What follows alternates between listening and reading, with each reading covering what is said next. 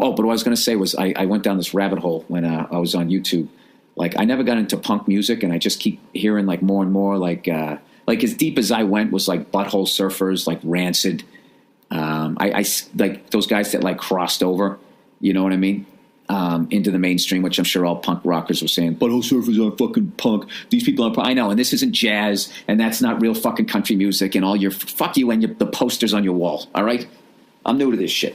So, I just went down this rabbit hole, and I was just kind of like, well, what's hardcore punk versus regular punk, you know? And then, you know, I was watching this interview with, like, one of the guitarists in Rancid, and he brought up that he liked oi music, like OI. And I'm like, what the fuck is that?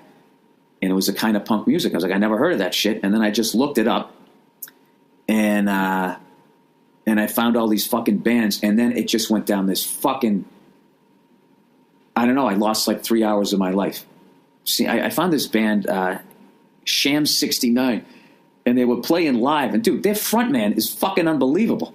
Listen, if you don't fucking enjoy this out of this song, we're fucking off. This one's called Boston Breaker.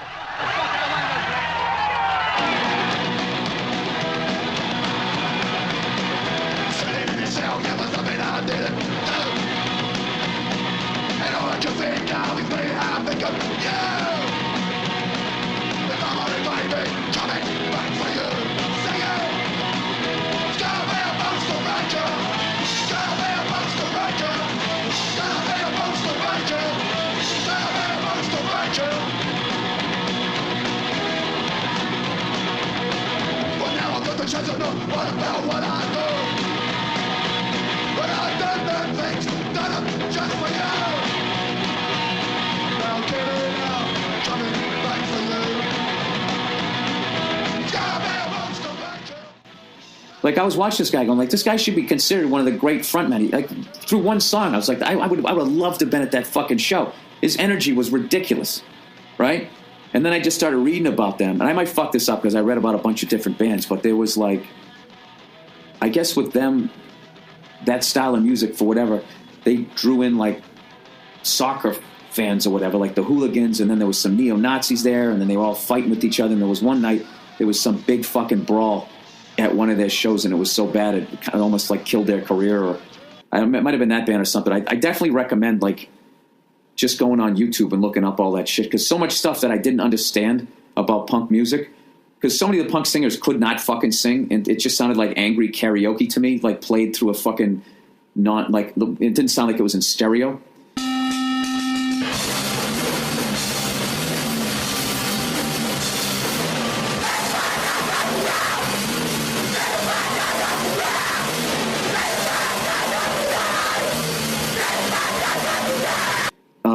But all of a sudden now those sounds are like appealing to me, so I'm kind of gravitating towards it. So there's this famous picture of Sid Vicious, and he has a swastika on his shirt. So that used to always make me stay away from the Sex Pistols, going like, oh man, they were like that, you know, anti-Semitic and all of this type of shit, white supremacist. And from what I was reading, this is so fucked up. It's kind of funny though. It had nothing really to do with the Nazis. What it had to do was their parents, who were part of the World War II generation. I guess rather than saying to the children of that generation, you know, we used to walk to school uphill both ways, they used to say, like, I don't want to hear you bitching. We defeated Hitler and we won World War II. And they were like rubbing it in their face, like, what the fuck did you ever do? And they got sick of it. So they basically, it's like if you hate your dad and he's a Red Sox fan, you buy a Yankee hat. So like they hated their fucking World War II winning parents, I guess. So their reaction is that they wore the fucking German shit. We weren't the nice boys they thought we were. We aren't nice boys. We were fucking nasty little bastards. Who needs the fucking UK? It's a load of fucking shit. Got a lot of wax in my ears today. So we were left doing nothing. I was just sitting there. We didn't even fucking rehearse. Nobody wanted to fucking rehearse or do anything. So, like, you know, it's a logical conclusion, do you know what I mean? Boredom. But then what that inadvertently did is it started drawing out these neo-Nazis out to the show. It was fucking fascinating. You know that plaid that they wear? I always saw that, and they put all the pins and shit through it. I guess that was actually someone in the royal family, like that was their colors or whatever. So then they took that. So some of the shit They either did the exact opposite, or they just took from the aristocrat, the people in power, and put their own fucking twist on it just to piss them off. Just a kid. When I was 13 to 15, I was a skinhead. From 15 to 20, I've been a punk. I don't know, but the one band that I came across that I really fucking liked was Sham 69, and particularly was Borstal Breakout. Listen, if you don't fucking enjoy this out of this song, we're fucking off. This one's called Borstal Breakout.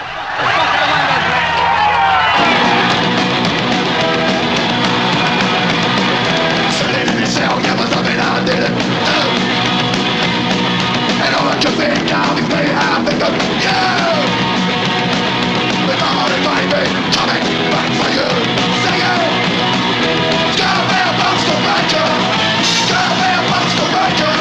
It's gonna be a Borstal Breakout. It's gonna be a Borstal Breakout. And Hurry Up Harry was a cool fucking song. Come on! Come on! Hurry up, Harry, come on! Come on! Come on! Hurry up, Harry, come on! We're going down the park! We're going down the park!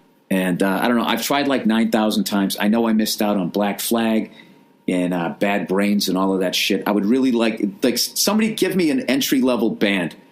Like how I can work my way down from like, you know, the Green Day level that I'm at. Not disrespecting Green Day because I think they're a great fucking band, but I understand that they're super successful and they've made a ton of money, so they're automatically not a part of that scene anymore, right? Is that how it fucking works? I don't fucking know. Anyways. Please wake up. Talk. Because what you're saying is totally unintelligible and he can't understand you. And we called him, so that means it's a waste of his time, so let's give him a good interview, right? Well, do you know what I mean? Do I know what you mean? About why you called it a day? Yeah, I know what you mean. Everybody was for Sid. I mean, Sid was like, I don't know if you saw any of the gigs, but Sid was like really shining out. And John was being like, nothing. You know, he just wasn't giving it anymore. He just wasn't, and he wasn't shaping up. He was looking awful. The way he was dressing, the way he looked horrible. He wouldn't listen to anybody. And like, you know, I mean, Sid tried to talk to him time and time and time again.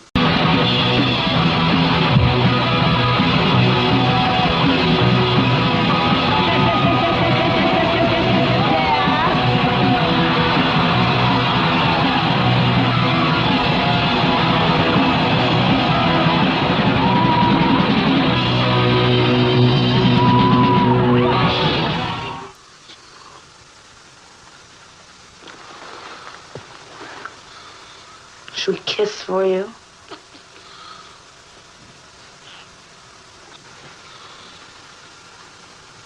We'll go to sleep later on. What are you looking for? Okay. Yes, I like. The only two people that I can think of I would like to play with from your being with. Sid. Yeah.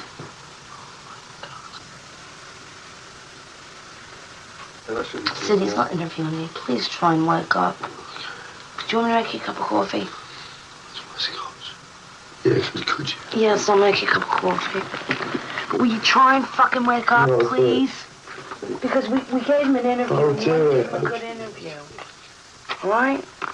Like, you're not talking intelligibly. You're falling asleep on your sunglasses. Wake the fuck up.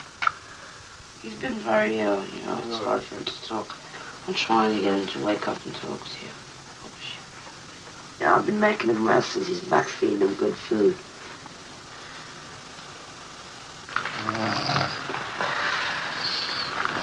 Can you wake up, please?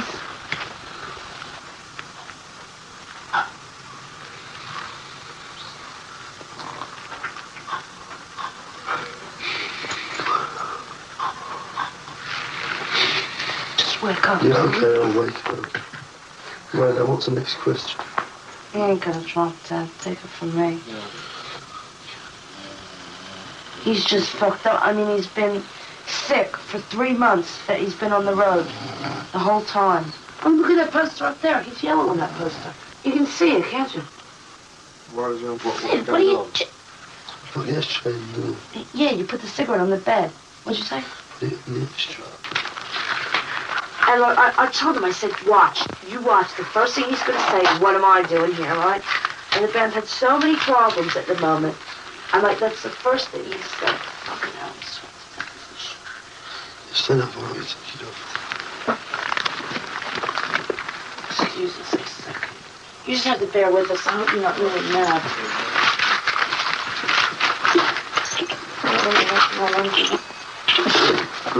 Put anything on under it. Oh, you're not sure. An interview with Sid and Nancy. Yeah. Sid and Nancy at home. Please, nobody left. God,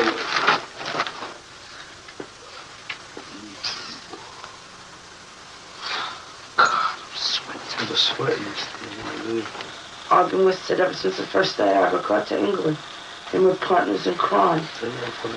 And we have good fun. Wipe the shit off. And we help each other out. You know? Okay, far away, next question. You know, like Sid would have died 15 deaths if I hadn't been around. Because that's just, you know, the way he is. I mean, he's not, this is what he does when he's not with me. It's shit when people say that he can't play because he can't. He learned all the Pistol songs in 2 weeks. It just made him want to work all the more. Hey, do you want to make a pornographic movie? Yeah. Give us £100.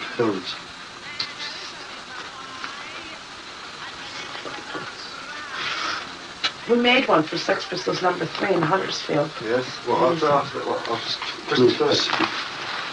Yeah. It was great fun on a dirty floor with the, never mind the bollocks poster under us. It was great with one of those. What we do is screw it. Sucking and big dominant submissive. Sid licking my feet.